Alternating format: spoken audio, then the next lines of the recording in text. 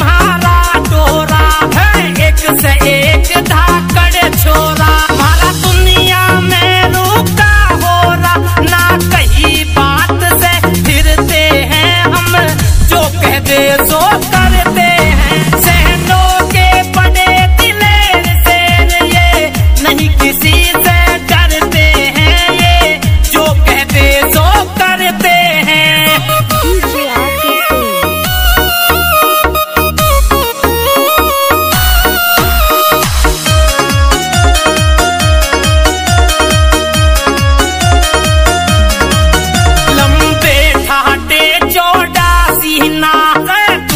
दही खाना पीना, लंबे ठाटे चौड़ा सीना से दूध दही खाना पीना।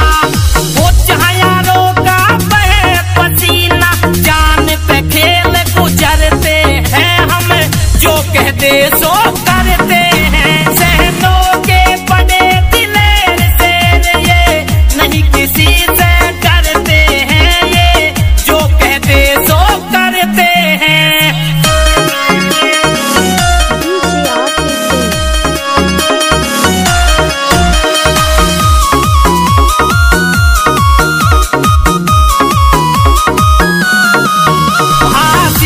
बटोतिया गाने में रया धुम्मा उठा जमाने में, आशीष बटोतिया गाने में रया धुम्मा उठा जमाने में।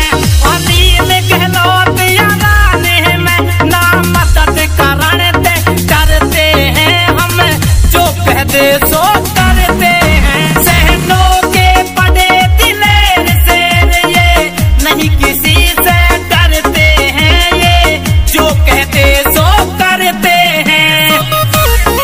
डीजे आरती सिंह, डीजे रामधन सिंह।